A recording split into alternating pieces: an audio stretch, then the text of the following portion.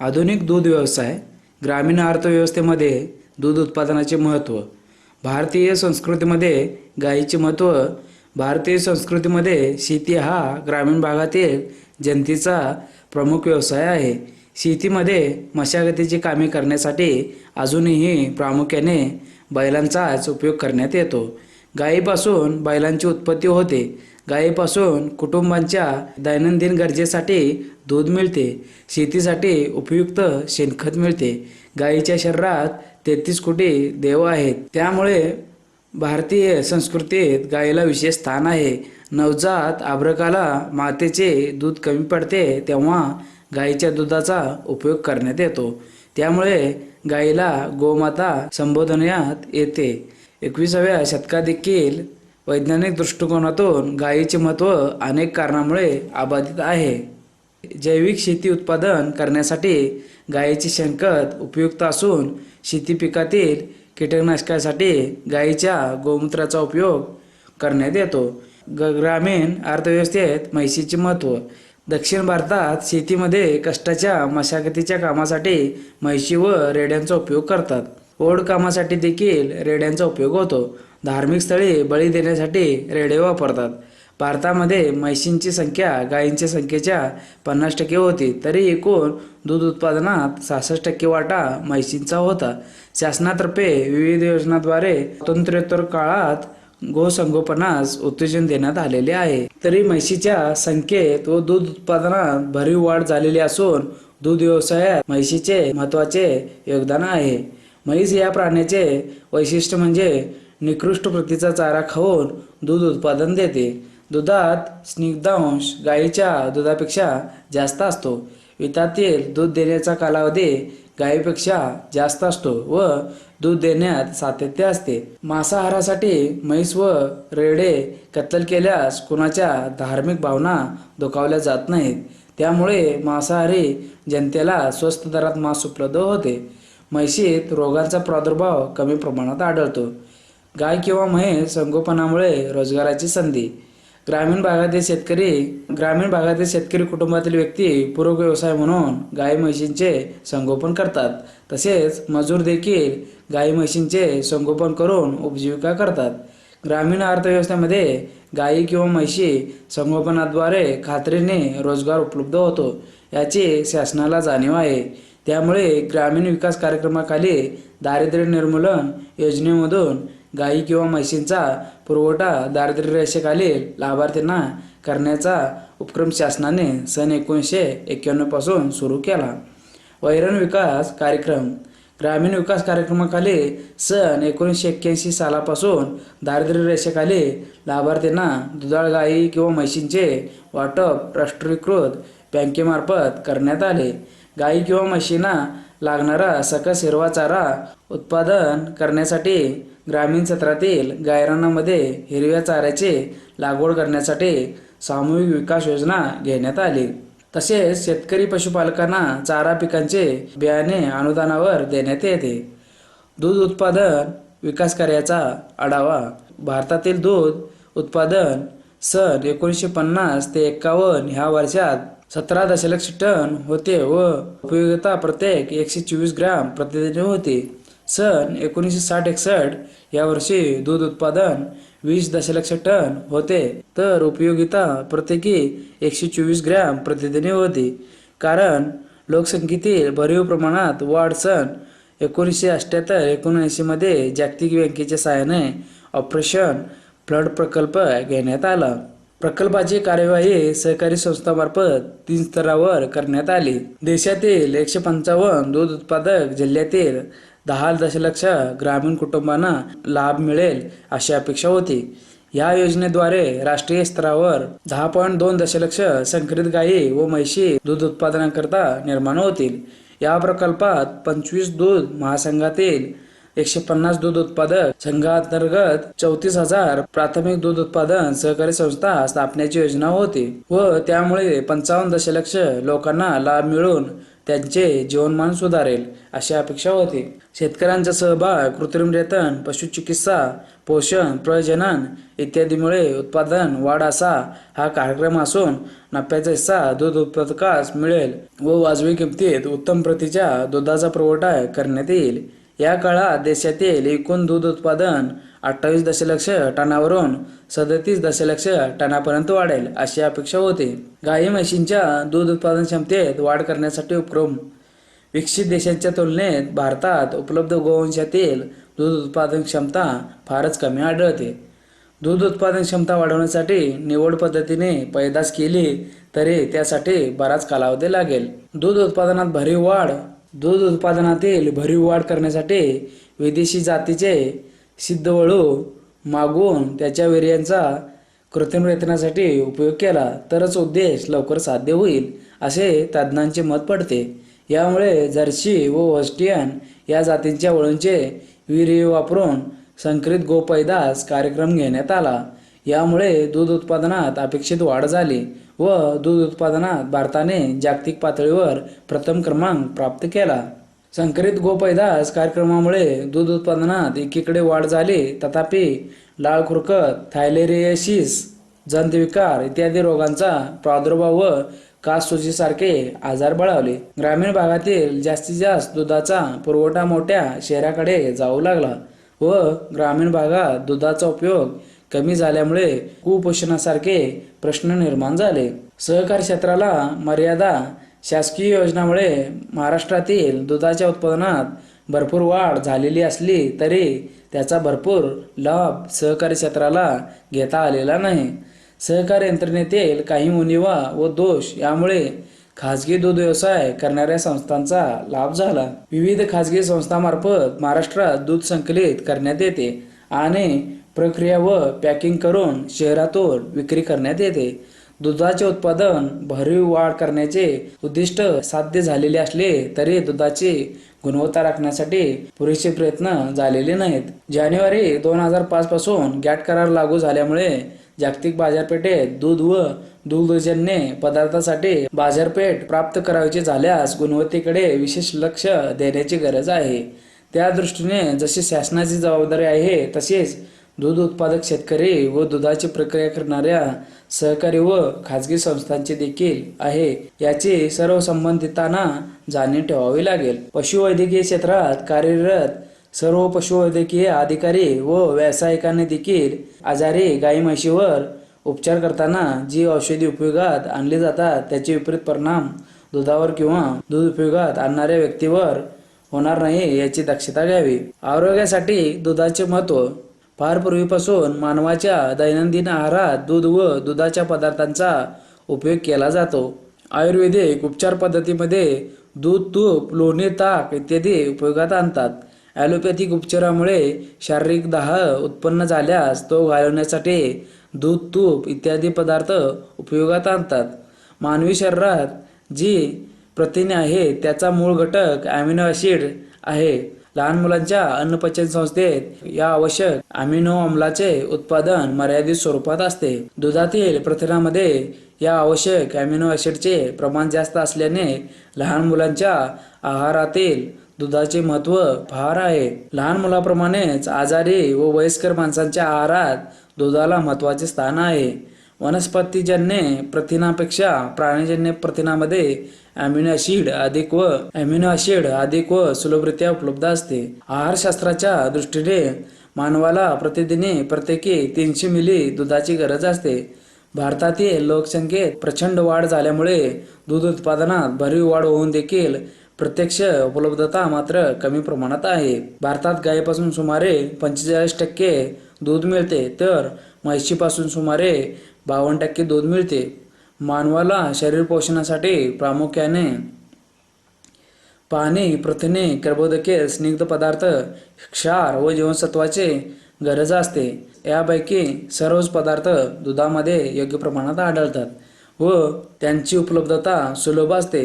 शरीरातील पेशींची व स्नायूंची झीज भरून काढण्यासाठी प्रथिनांची गरज असते. शारीरिक कार्यासाठी लागणारी शक्ती आहारातील कर्बोदकापासून मिळते. स्निग्ध पदार्थापासून अधिक प्रमाणात ऊर्जा मिळते. गायीच्या 1 लिटर दुधापासून 600 किलो ऊर्जा मिळते. 1 लिटर म्हशीच्या दुधापासून 1000 किलो कॅलरी ऊर्जा मिळते. उत्तर भारतामध्ये पंजाब, हरियाणा प्रांतात प्रामुख्याने स्वागत करण्यासाठी दूध, ताक किंवा लस्सी देण्याची पद्धत प्रचलित आहे. भारतीय संस्कृतीमध्ये मुलांचे जन्म, वाढदिवस, लग्नकार्य, धार्मिक सण, परीक्षेतील यश अशा प्रसंगी पेढे देण्याची परंपरा आहे. शिवाय कोजागिरी पौर्णिमेला रात्री जागरण करून मसाल्याचे दूध पिण्याची प्रथा आहे. भारतातील विविध सणांच्या निमित्ताने गोड पदार्थांचे सेवन करण्यात येते. त्यात दुग्धजन्य पदार्थांना वाढती मागणी आहे. चक्का, श्रीखंड, रबडी, गुलाबजामुन, पनीर, रसगुल्ला इत्यादी. याशिवाय तूप दैनंदिन आहारात उपयोगात आणले जाते. आयुर्वेदिक उपचार पद्धतीमध्ये दूध, दही, ताक, तूप इत्यादी पदार्थांचा उपयोग करण्यात येतो. भारतामध्ये उत्पन्न होणाऱ्या गाई म्हशींच्या दुधाशिवाय शेळ्यापासून देखील सुमारे 3% दुधाचे उत्पादन होते.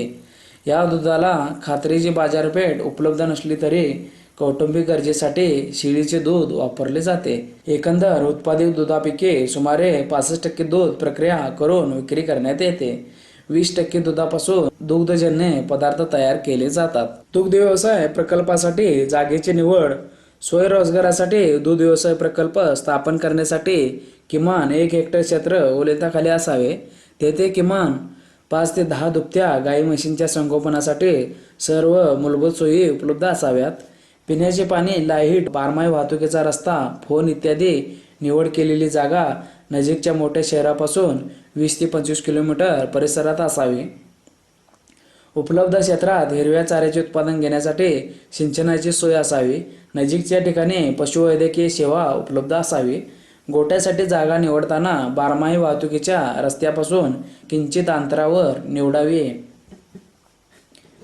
यामुळे संसर्गजन्य रोगांचा प्रादुर्भाव टाळता येईल. प्रकल्पातील दुधाच्या बाजारपेठेत जलद वाहतूक करण्यासाठी स्वयंचलित वाहन उपलब्ध असावे. गाई म्हशींना पिण्यासाठी जे पाणी उपलब्ध आहे ते प्रदूषणमुक्त असल्याची खात्री करून घेण्यासाठी पाण्याचे नमुने नजीकच्या प्रयोगशाळेत तपासून घ्यावेत व आवश्यकतेनुसार पाणी शुद्ध व निर्जंतुक करण्यासाठी उपाययोजना करावी. गाई म्हशींच्या दैनंदिन देखभाल करण्यासाठी प्रकल्पाच्या जागेवर गोठ्यांच्या जवळच एक खोली बांधून संबंधित व्यक्तीस तेथे राहण्याची सोय करावी. दुभत्या गाई म्हशींना दैनंदिन आहारात लागणारे पशुखाद्य, प्रथमोपचारासाठी आवश्यक औषधी व दूध काढण्यासाठी बकेट, दुधाचे कॅन, स्प्रिंगचा काटा. आवश्यक उपकरणामध्ये प्रामुख्याने हिरवा वाळलेला चारा, वैरण कातरून बारीक करण्यासाठी कडबाकुटे यंत्र उपलब्ध असावे. दुभत्या गाई म्हशींच्या दैनंदिन दूध उत्पादनासंबंधी नोंदी ठेवण्यासाठी नोंदवही ठेवावी. गाई म्हशी आजारी असल्यास त्यांच्या उपचारासंबंधी नोंदी ठेवाव्यात. दैनंदिन उपयोगात आणलेले पशुखाद्य, चारा, वैरण इत्यादी संबंधी नोंदी ठेवाव्यात. यामुळे वार्षिक ताळेबंद तयार करून प्रकल्पाचे नफा किंवा तोटा पत्रक तयार करता येईल. प्रकल्पासाठी निवडलेली जागा स्वतः मालकी हक्काची असावी. त्याशिवाय प्रकल्पासाठी बँकेतर्फे कर्ज उपलब्ध होऊ शकत नाही.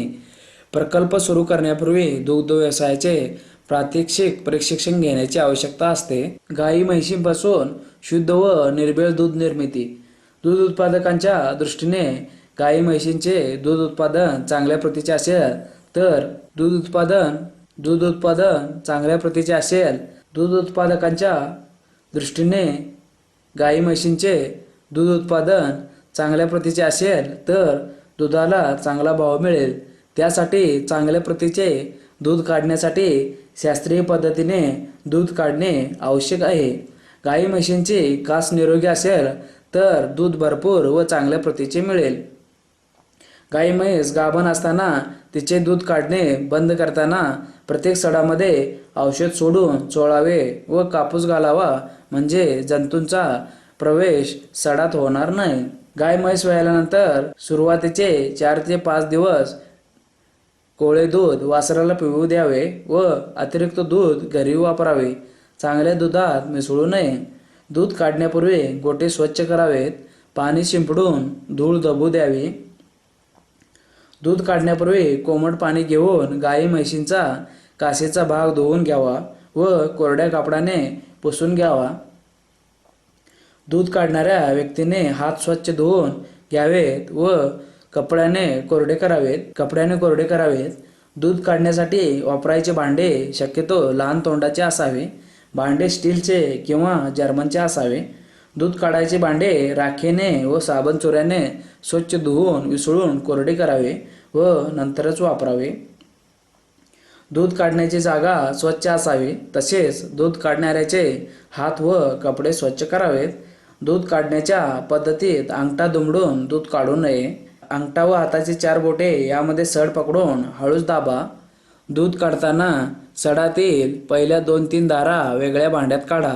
दूध काढण्याच्या भांड्यात ते दूध मिसळू नका, कारण त्यात जंतूंचे प्रमाण अधिक असू शकते. धार काढताना जनावरांना कांदा, कोबी, लसूण, मुरघास इत्यादी दर पेणारे खाद्य खाऊ घालू नका. दर 15 दिवसाला दुभत्या गाई म्हशींच्या 4ही सडातील दुधाची परीक्षा CMT करून सडात सुप्त अवस्थेतील स्तनदाह होणार नाही याची खात्री करून घ्यावी. गाभण अवस्थेत गाई म्हशींची कास रोज चोळावी, म्हणजे कासेची वाढ चांगली होते व दूध उत्पादनात वाढ होते. दुधाची गुणवत्ता महत्त्वाची. भारतामध्ये दूध उत्पादन वाढ करण्यास प्रगती केलेली असली तरी गुणवत्तेच्या बाबतीत मागे आहेत. जानेवारी 2005 पासून गॅट करार लागू झालेला असून जागतिक बाजारपेठ खुली झालेली आहे. दुग्धजन्य पदार्थ निर्यात करण्याची भारताला संधी प्राप्त झालेली आहे. त्यासाठी दुधाची व दुग्धजन्य पदार्थाची गुणवत्ता आंतरराष्ट्रीय दर्जाप्रमाणे ठेवली पाहिजे. दुधाच्या गुणवत्तेचे निकष. दुधाचे विक्रीचे दर निश्चित करताना केवळ दुधातील फॅटचे प्रमाण विचारात घेतले जात होते. तथापि दुधाचे विविध पदार्थ निर्माण करण्याच्या दृष्टीने दुधातील घन पदार्थ महत्त्वाचे आहेत. शिवाय दुधातील सूक्ष्म जंतूंचे प्रमाण मर्यादित असावे. जागतिक बाजारपेठेत दूध व दुग्धजन्य पदार्थ निर्यात करण्यासाठी उत्पादनामध्ये प्रतिजैविके, कीटकनाशके यांचा अंश व उग्रवास नसावा. 21व्या शतकात जैविक दूध निर्मितीला महत्त्वाचे स्थान प्राप्त होणार आहे. त्या दृष्टिकोनातून विशेष प्रयत्न करण्याची गरज आहे.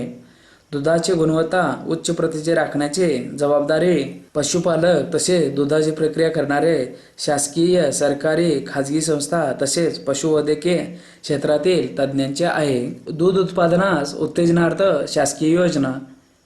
भारतातील दूध उत्पादनामध्ये भरीव प्रमाणात वाढ करून दुधाची उपलब्धता प्रतिमानशी वाढवावी व मानवाचे आरोग्य राखावे.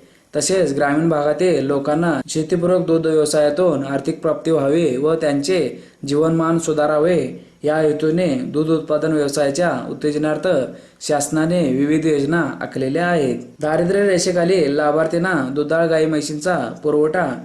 ग्रामीण विकास योजनेखाली केंद्र शासनातर्फे सन 1991 पासून दारिद्र्य रेषेखालील लाभार्थींना दूध गाई म्हशींचा पुरवठा बँकेच्या अर्थसहाय्याने करण्यात येतो. विविध संवर्गासाठी मंजूर केलेल्या अनुदानाची रक्कम वजा करून उर्वरित रक्कम व्याजासह सुमारे 5 ते 6 वर्षे कालावधीत लाभार्थ्यांना परतफेड करावी अशी अपेक्षा असते. या योजनेखाली प्रथम एक गाय किंवा म्हैस पुरवठा करण्यात येते व ती दुधातून आटल्यानंतर दुसरी गाय किंवा म्हैस पुरवठा करण्यात येते. खरेदी करताना गाय किंवा म्हैस यांचा पशुविमा काढण्यात येतो. सन 1995 पर्यंत वैयक्तिक लाभार्थीसाठी ही योजना होती. ती आता सन 1995 पासून समूह बचत गटाच्या माध्यमातून राबवण्यात येते. स्वर्ण जयंती ग्राम स्वयंरोजगार योजना. समूह बचत गट म्हणजे दारिद्र्य रेषेखालील एका ठराविक विचाराने एकत्र येऊन उद्योग व्यवसाय करू इच्छिणारे व नियमित ठराविक बचत करणारे कमीत कमी 10 व जास्तीत जास्त 20 समूहामध्ये 18 ते 50 वर्षापर्यंत वयोगटातील स्त्रिया किंवा पुरुष तसेच एकत्रितपणे गट तयार करून योजनेचा लाभ घेऊ शकतात. गटातील सर्व सदस्य अपंग असल्यास गटातील सदस्यांची संख्या 5 पर्यंत असली तरी चालेल. समूह गटाच्या आर्थिक व्यवहाराकरता गटाच्या नावे बँकेत खाते काढणे जरुरी आहे. समूह गटाचे स्वरूप. एका कुटुंबातील एकच सदस्य गटात असावा. गटाचा प्रत्येक सदस्य दारिद्र्य रेषेखालील असावा. गटात किमान 10 व कमाल 20 सदस्य असावेत. गटातील सदस्य बँकेचे थकबाकीदार नसावेत. गटातील सदस्यांचा एकमेकावर विश्वास असावा व एकोप्याने काम करण्याची इच्छा असावे. गटातील निर्णय सर्वानुमते घेण्यात यावेत. सभासदाने ठराविक मासिक सभासद वर्गणे ठराविक तारखेस जमा करून ती रक्कम बँकेत जमा करावी. जमा रकमेतून अडीअडचणीच्या प्रसंगी कर्ज मंजूर करावे व त्यावर व्याज आकारावे. समूह बचत गटाला शासकीय मदत. समूह बचत गटाने नियमितपणे बचत करावी व जमा रकमेतून सदस्यांना अडीअडचणीच्या प्रसंगी कर्ज मंजूर करावे व त्यावर व्याज आकारावे. पंचायत समिती व बँकेचे अधिकारी गटास भेटी देतील व मार्गदर्शन करतील. गटाचा कारभार 6 महिने व्यवस्थित चालल्यानंतर गटाचे प्रतवारी करतील. गट अ किंवा ब श्रेणीत आल्यास सीसी लिमिट देण्याची शिफारस करतील. त्यानुसार जिल्हा ग्रामीण विकास यंत्रणेमार्फत 10,000 रुपये तर बँकेतर्फे 15,000 रुपये असे एकूण 25,000 चे सीसी लिमिट मंजूर करण्यात येईल. त्यासाठी बँकेचे पासबुक व चेकबुक मिळेल.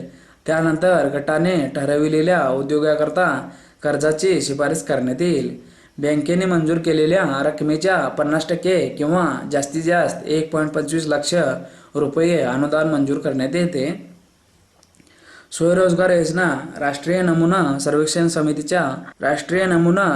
समितीच्या अहवालानुसार महाराष्ट्रात 5 लाख बेरोजगार असून 40.50 लाख अंशकालीन बेरोजगार आहेत.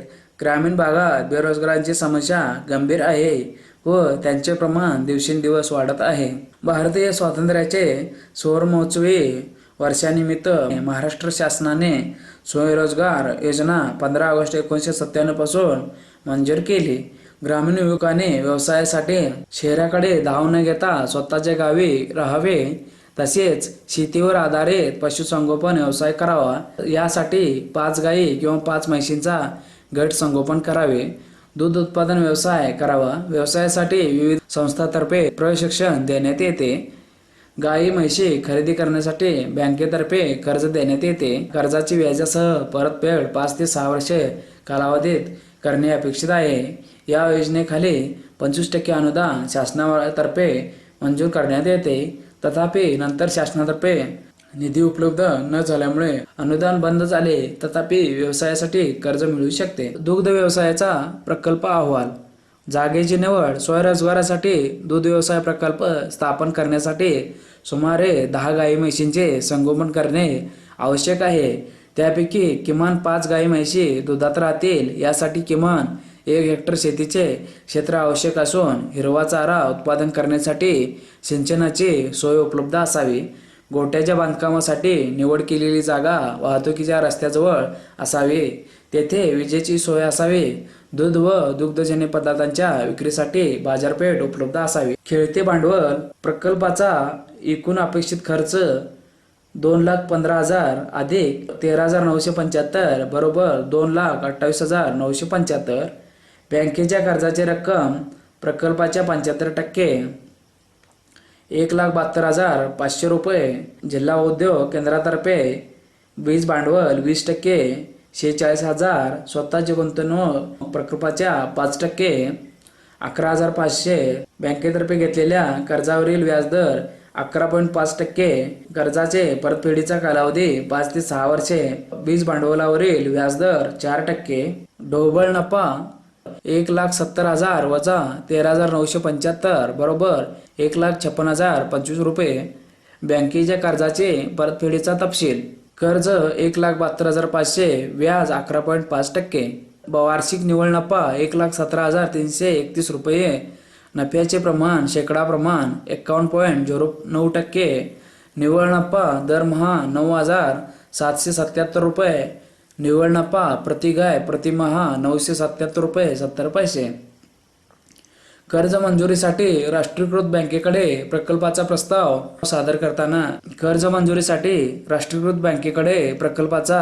सादर करताना प्रकल्प अहवालासोबत विविध माहिती सादर करणे आवश्यक असते. उद्योगाचे संपूर्ण नाव, पत्ता, गावाचे नाव, तालुका, जिल्हा, प्रकल्पासाठी प्रस्तावित शेतीचा 7/12चा उतारा, 8चा उतारा, शिक्षणाचे प्रमाणपत्र, रोजगार व स्वयंरोजगार कार्यालयात नोंदणीचे प्रमाणपत्र, व्यवसायाच्या प्रशिक्षणाबद्दल प्रमाणपत्र, व्यवसायाचा अनुभव, व्यवसायासाठी पाणी, वीज, पायाभूत सोयी, उपलब्धतेसंबंधी माहिती, दूध उत्पादन सहकारी संस्था कार्यरत असल्यास दूध खरेदीसाठी हमी व दूध खरेदीचे दर, शेतीवर पूर्वीच्या कर्जाची थकबाकी नसल्याबद्दल बँकेचे प्रमाणपत्र, ग्रामपंचायत ना हरकत प्रमाणपत्र, गोट्याच्या बांधकामाचा आराखडा व अंदाजपत्रक, प्रकल्पामुळे लाभ, दुग्ध व्यवसाय प्रकल्पाच्या स्थापनेमुळे ग्रामीण भागातील रोजगार संधी उपलब्ध होते व आर्थिक उत्पादन मिळते.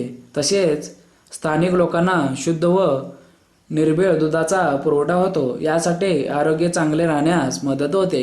भारताच्या राष्ट्रीय उत्पादनात वाढ करण्यात मदत मिळते. प्रकल्पासाठी गृहीत धरलेले परिणाम. दूध उत्पादन प्रकल्प स्थापनेसाठी काही तांत्रिक मुद्दे विचारात घेतलेले असून संकरित गायीची उत्पादन क्षमता गृहीत धरलेली आहे. तसेच गोठा उभारणी, गायी खरेदी, पशुविमा, हिरवा चाऱ्याचा उत्पादन खर्च इत्यादीवरील खर्च राष्ट्रीय कृषी, औद्योगिक व ग्रामीण विकास बँक यांनी दिलेल्या शिफारशीनुसार दर्शवलेली आहे. निवारा गोट्यासाठी लागणारी जागा: गाय 40 चौरस फूट, विताचा कालावधी 270 दिवस, भाकड काळ 55 दिवस, सरासरी दूध उत्पादन 10 लिटर प्रतिदिनी प्रत्येकी, दूध विक्रीचा दर ₹10 प्रति लिटर, पशुखाद्याचे दर ₹7 प्रति किलो. दुग्ध व्यवसाय प्रकल्प स्थापन करण्यासाठी अथवा 10 म्हशींचे संगोपन करण्यासाठी प्रकल्पाची उभारणी केल्यास आर्थिक बाबतीतला फरक आढळून येतो. संकरित गायीमध्ये दूध उत्पादन क्षमता म्हशींच्या तुलनेत अधिक आढळून येतो, तर म्हशीमध्ये दूध उत्पादन मर्यादित असते. गायीच्या तुलनेत म्हशींच्या आहारावर होणारा खर्च जास्त असतो. तथापि म्हशींना चारा कोणताही चालतो, कारण त्यांना चवीचे ज्ञान कमी असते. व्यवसायाच्या दृष्टीने दुग्धजन्य पदार्थ तयार करण्यासाठी म्हशींचे दूध फायदेशीर व उपयुक्त ठरते, कारण म्हशींच्या दुधात स्निग्धांशाचे प्रमाण गायीच्या दुधापेक्षा दुप्पट प्रमाणात असतात. शिवाय घन पदार्थ देखील दुप्पट असतात. यामुळे खव्याचा उतारा गायीच्या दुधापेक्षा जास्त मिळतो. गायीच्या दुधापेक्षा म्हशींचे दूध नैसर्गिक वातावरणात अधिक काळ टिकून राहते. दुग्धजन्य पदार्थांचे उत्पादन व विक्री. दूध उत्पादनातील सुमारे 80% दूध द्रव स्वरूपात दैनंदिन उपयोगासाठी विक्री होते. सुमारे 15 ते 20% दुधाचे विविध पदार्थ तयार करून विक्री करण्यात येतात. दुधाचे विविध पदार्थ तयार करताना सामान्यतः 2 प्रकारे प्रक्रिया करण्यात येते. दुधातील पाण्याचे प्रमाण कमी करून घन पदार्थात रूपांतर करण्यात येते व त्यासाठी दूध तापविण्यात येते. खवा तयार होतो. खव्यापासून पेढे, गुलाबजामुन इत्यादी पदार्थ तयार होतात.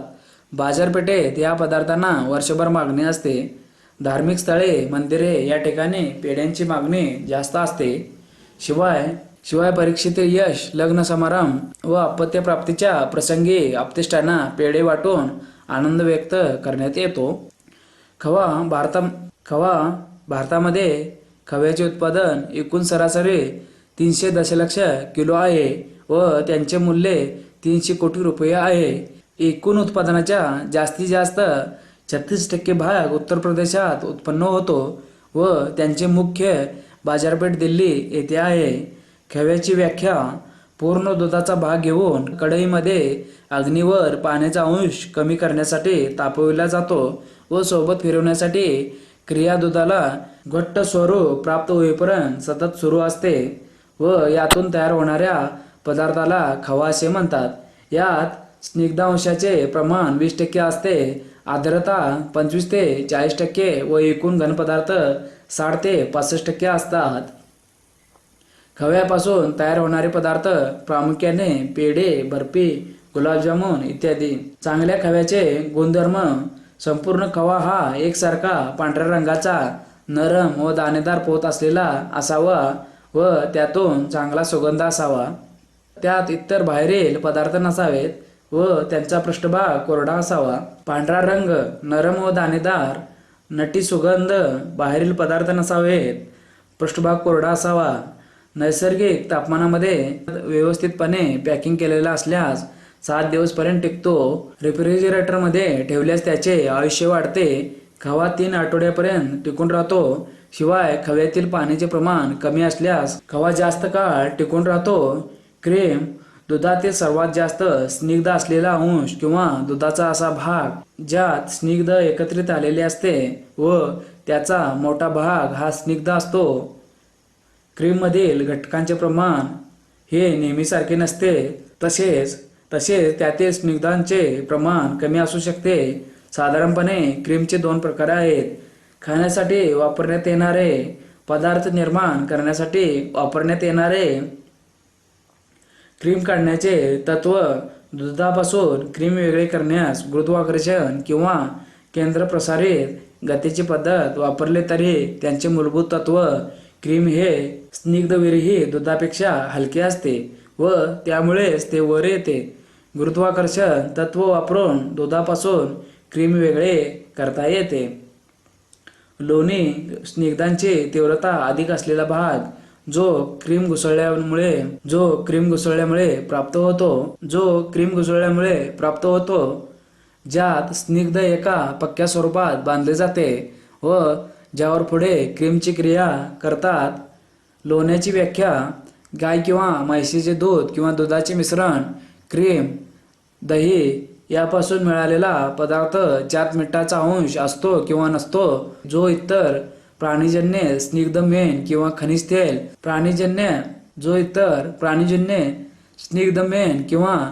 तेल, वनस्पती तेल किंवा स्निग्ध यापासून पूर्णतः वंचित असतो, ज्यात कमीत कमी 80% दुधातील स्निग्ध असते, 1.5% कमी दह्याचे तर 3% कमी मिठाचे प्रमाण असते.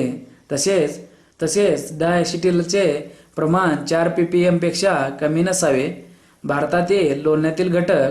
स्निग्ध 80.2%, आर्द्रता 16.3%, मीठ 2.5%, दही 1%, एकूण 100%. लोण्याचा उपयोग ब्रेडसोबत खाण्यासाठी, सॉस तयार करण्यासाठी, खाद्यपदार्थ तयार करण्याचे माध्यम, बेकरी उद्योगात, आईस्क्रीम, तूप तयार करण्यासाठी यातून स्निग्ध भरपूर मिळते व यात स्निग्धात विरघळलेले विटॅमिन भरपूर मिळतात. पनीर, छन्ना. पूर्ण दुधाला उकळीपर्यंत तापवून आमलाच्या क्रियेद्वारे काही घन घटक एकत्र करून व यातून वेगळे केल्यानंतर मिळणाऱ्या भागाला छन्ना किंवा पनीर म्हणतात. पनीर तयार करताना दुधामध्ये कोॲग्युलेशनची क्रिया घडते व ही क्रिया घडवून आणण्यासाठी सिट्रिक ॲसिड किंवा लॅक्टिक ॲसिड आम्लाचा नैसर्गिक किंवा रासायनिक स्वरूपात उपयोग करतात. यात भरपूर प्रमाणात स्निग्ध व प्रथिने आढळतात. तसेच कॅल्शियम, फॉस्फरस या क्षारांचे प्रमाणही जास्त असते. फॅट, सोलुबस जीवनसत्व अ व ड हे सुद्धा भरपूर प्रमाणात आढळतात. पनीर उत्पादनाची पद्धत. सुधारित पद्धती. या पद्धतीमध्ये दूध गरम करण्यासाठी व कॉग्युलेशनसाठी सुधारित स्टेनलेस स्टीलचे जॅकेटेड केटल याचा वापर करतात. या दुधाला वाफेद्वारे गरम करून कुंटीने फिरवतात. ज्यावेळेस दुधाला पहिली उकळी येते त्यावेळेस उष्णता देणे बंद करतात व जॅकेटमध्ये थंड पाणी फिरवतात. कॉग्युलेशनसाठी योग्य त्या कॉग्युलेटचे योग्य प्रमाणात अर्धा ते 1 मिनिटासाठी व्यवस्थित मिश्रण होईपर्यंत फिरवतात व हे स्पष्ट दिसू लागताच कपड्याद्वारे छन्ना वेगळा करतात. छन्नाचे पॅकिंग टोपल्यामध्ये पानाच्या आवरणात करतात. नैसर्गिक तापमानात तो 2 ते 3 दिवस टिकतो. 3 ते 7 डिग्री सेंटीग्रेड तापमानात 12 दिवस टिकू शकते. कमी तापमानावर साठवल्यास बुरशींची वाढ होते तर जास्त तापमानात आंबट कडवट वास येतो. साधारणपणे 5 ते 10 डिग्री सेंटीग्रेड वर 5 ते 6 दिवसांसाठी छन्ना योग्य प्रकारे टिकू शकतो. याचा उपयोग बंगाली मिठाई तयार करण्यासाठी होतो. उदाहरणार्थ रसगुल्ला, चमचम, संदेश पंतू, पनीर खीर भाज्यामध्ये सुद्धा वापरता येते. तूप. गाईच्या किंवा म्हशीच्या दुधापासून पूर्णपणे शुद्ध केलेल्या किंवा वेगळा केलेल्या स्निग्धांचा अंश म्हणजे तूप होय. तूप देशी लोण्यापासून किंवा क्रीमपासून वेगळे करण्यात येते. दुधातील स्निग्ध तुपाच्या स्वरूपात वापरण्याची पद्धती जुन्या काळापासून दिसून येते. याचा उपयोग खाण्यासाठी व वैदिक विधीसाठी होतो. तुपाच्या लोकप्रियतेचे मुख्य कारण म्हणजे ते तेथील तापमानावर दीर्घकाळपर्यंत टिकवून ठेवता येते. तुपाचे मोठ्या प्रमाणावर उत्पादन म्हणजे ग्रामीण भागात दुधाची निर्मिती होते. त्या दुधाची वाहतूक करण्यासाठी साधने उपलब्ध नाहीत. दुधाला बाजारपेठ उपलब्ध नाही. यामुळे दुधाचे तुपात रूपांतर करण्यात येते. त्यामुळे ते दीर्घकाळ टिकून राहते व विक्री करता येते. बाजारपेठेत तुपाला मागणी भरपूर असते. चक्का व श्रीखंड. दह्याला कमी प्रमाणात पातळ कापडातून गाळून त्यातील ताकाचे प्रमाण कमी करून मिळवलेला घनपदार्थ म्हणजे चक्का. चक्का प्राप्त झाल्यावर त्यात साखरेचे प्रमाण मिसळून मिळालेला नरम घट्ट गोडरस वास असलेला पदार्थ म्हणजे श्रीखंड. चक्का तयार करण्याची पद्धती. प्रमाणित पद्धतीने चक्का व श्रीखंड तयार करताना स्वच्छ ताजे म्हशींचे दूध घेऊन त्यांचे 60% प्रमाणीकरण करतात.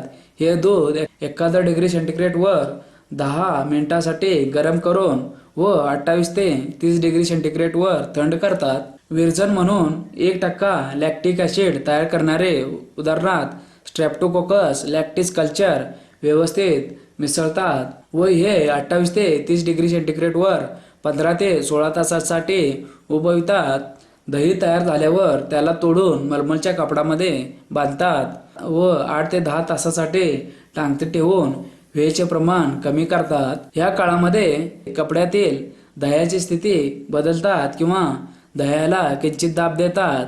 यापासून मिळालेला घनपदार्थ म्हणजे चक्का होय. श्रीखंड निर्मितीसाठी वरील चक्का हा मूळ पदार्थ म्हणून वापरला जातो.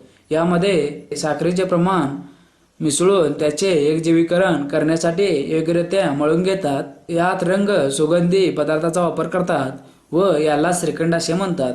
श्रीखंडाला पुढे उघड्या भांड्यामध्ये अग्नीवर तापवून पाण्याचे प्रमाण कमी करून श्रीखंड वडे तयार करतात. दूध उत्पादन व्यवसायाचे प्रशिक्षण.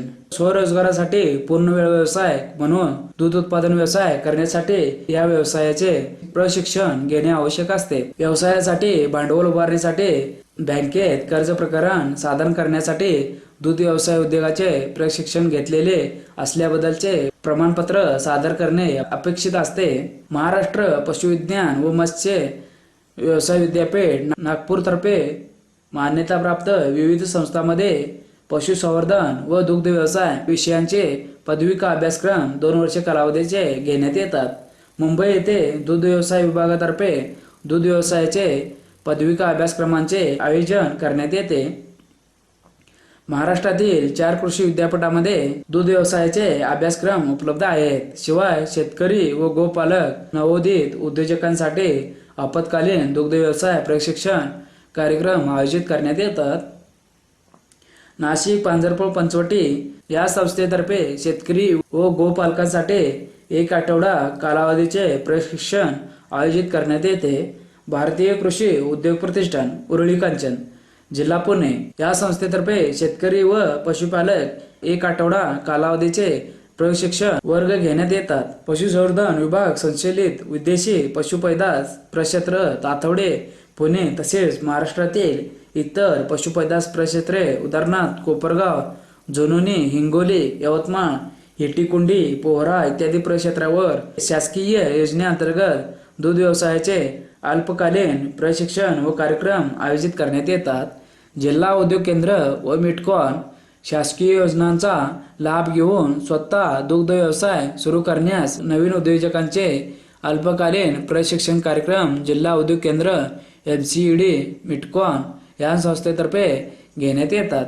श्रीरामपूर जिल्हा अहमदनगर येथील महाराष्ट्र पशुसंवर्धक संघटना या संस्थेतर्फे देखील पशुपालक शेतकरी यांच्यासाठी अल्पकालीन दूध व्यवसायाचे प्रशिक्षण वर्ग आयोजित करण्यात येतात. तसेच प्रादेशिक डिग्री सेंटीग्रेडवर 10 मिनिटांसाठी गरम करून व 28 ते 30 डिग्री सेंटीग्रेडवर थंड करतात. विरजन म्हणून 1% लॅक्टिक ॲसिड तयार करणारे उदाहरणार्थ स्ट्रेप्टोकोकस लॅक्टिस कल्चर व्यवस्थित मिसळतात व हे 28 ते 30 डिग्री सेंटीग्रेडवर 15 ते 16 तासासाठी उबवितात.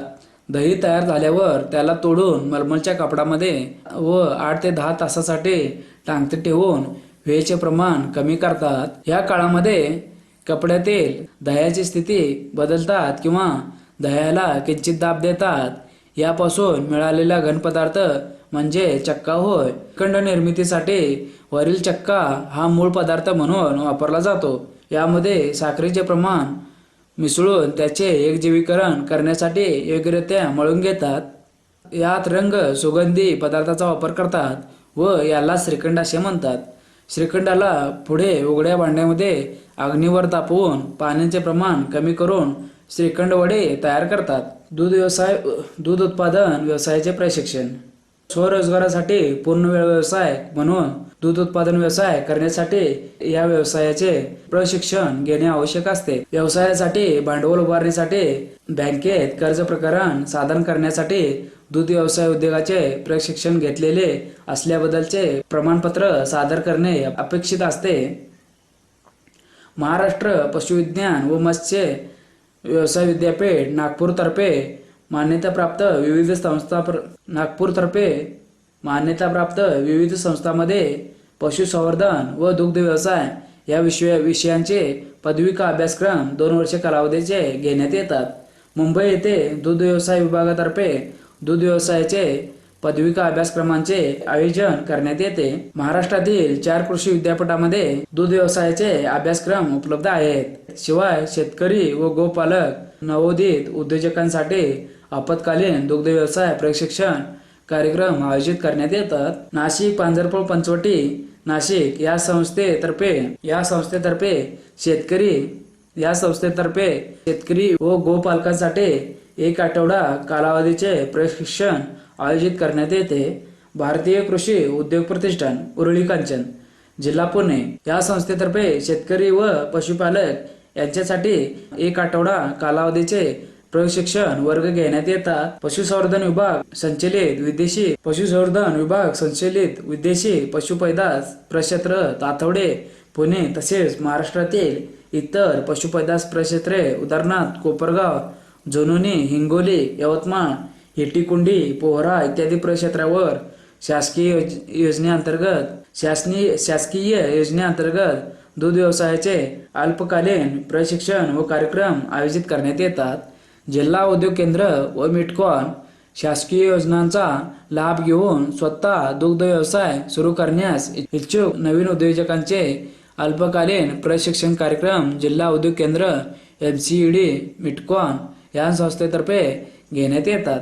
श्रीरामपूर जिल्हा अहमदनगर येथील महाराष्ट्र पशुसंवर्धक संघटना या संस्थेतर्फे देखील पशुपालक शेतकरी यांच्यासाठी अल्पकालीन दूध व्यवसायाचे प्रशिक्षण वर्ग आयोजित करण्यात येतात. तसेच प्रात्यक्षिक दाखवण्यासाठी शेतकऱ्यांचे शैक्षणिक सहली काढण्यात येतात. दुधाची गुणवत्ता परीक्षा. दुधाची गुणवत्ता उत्तम असेल तरच दुधाला योग्य भाव मिळू शकतो. त्यासाठी संकलित केलेल्या दुधाची गुणवत्ता परीक्षण करणे आवश्यक असते. साधारणपणे दुधाची चव व वासावरून अनुभवी व्यक्ती दुधाची परीक्षा करू शकतो. दुधाचा रंग. म्हशीच्या दुधाचा रंग पांढरा शुभ्र असतो, तर गायीच्या दुधाचा तांबडा किंवा इतर रंग आढळल्यास त्यात भेसळ संभवते व असे दूध स्वीकारू नये. दुधाचा वास. दूध संकलन केलेल्या दुधाचे कॅनचे झाकण उघडून ताबडतोब दुधाचा वास घ्यावा. जर नेहमीपेक्षा वेगळा किंवा आंबूस वास आला तर असे दूध तपासणीसाठी वेगळे ठेवावे. दुधाची चव. दुधाची चव पाहण्यासाठी थोडेसे दूध तळहातावर घेऊन त्याची चव पाहावी. जर ताज्या दुधापेक्षा वेगळी चव असेल तर असे दूध परत करावे. आंबट, खारट, कडवट चवीचे दूध स्वीकारू नये. दुधाची घनता. दुधाची घनता तपासणी करण्यासाठी लॅक्टोमीटर वापरण्यात येते. गायीचे दूध व म्हशीचे दूध यातील फरक लॅक्टोमीटरने कळू शकतो.